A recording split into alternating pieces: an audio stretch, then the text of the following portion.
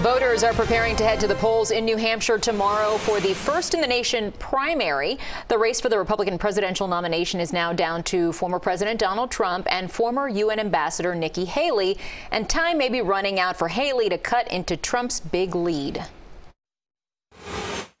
It is now a two-person race. And what that means is your decision tomorrow is, do we want more of the same, or do we want a new generational leader? And while we wait for voters in New Hampshire to have their say, we turn now to our own governor and his decision to suspend his presidential campaign. Instead, Ron DeSantis is now supporting former President Donald Trump. CBS News Miami's Jim DeFede joins us now. Jim, now that it's over his campaign, let's sort of do a post-mortem here. What went wrong for the governor? Let me tell you, so many things went wrong, I had to start writing them down to sort of keep a list. You know, first, he waited too long to get into the race. If you think about it, he was hot a year ago in November, right after his 19-point win, and he should have probably have moved more decisively. Everyone knew he was going to run, but he sort of played games with it and probably needed to get in sooner.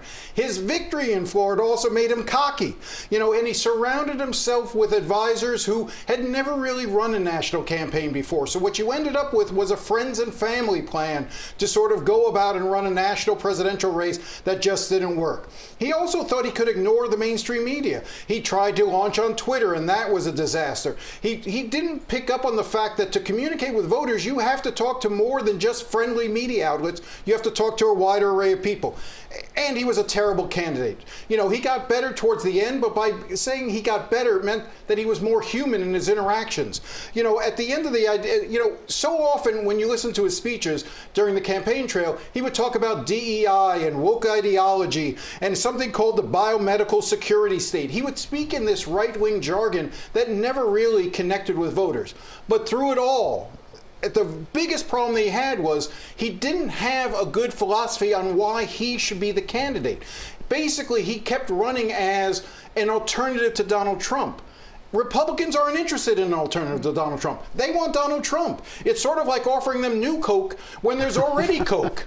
And he was the new Coke candidate, and his campaign failed just like new Coke. What about the concern that Donald Trump is tied up with these criminal cases and he may not be available? So that was his hope. That was Ron DeSantis' desire, but it didn't work out that way because, in fact, the courtroom ended up being the best campaign vehicle for Donald Trump, and it only galvanized support around him.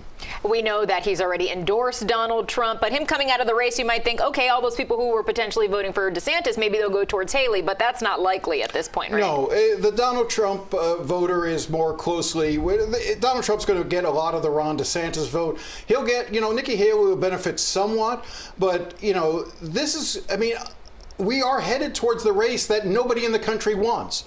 A rematch of Donald Trump versus Joe Biden. That seems to be what we're in store for. And you have two 80-year-olds who are going to be running against each other. You talk about generational shifts and changes.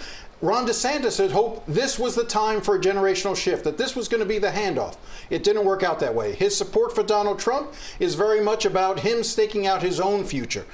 Two reasons. One, obviously he doesn't want Nikki Haley to be the nominee because Nikki Haley, all the polling shows, would beat Biden, which means you then have to wait 8 years to run for president. So again, Ron DeSantis is hoping in 4 years, if he supports Trump, he will still be in good graces with those Trump voters who basically told him, wait, hold off, and don't Nikki run now. Haley would have to pull out a miracle in New Hampshire. She has to win in New Hampshire. She would have to really pull out a miracle in South Carolina, which is, but it's changed. In the same way that Florida has changed, think of this, Nikki Haley is to South Carolina what Jeb Bush was to Florida.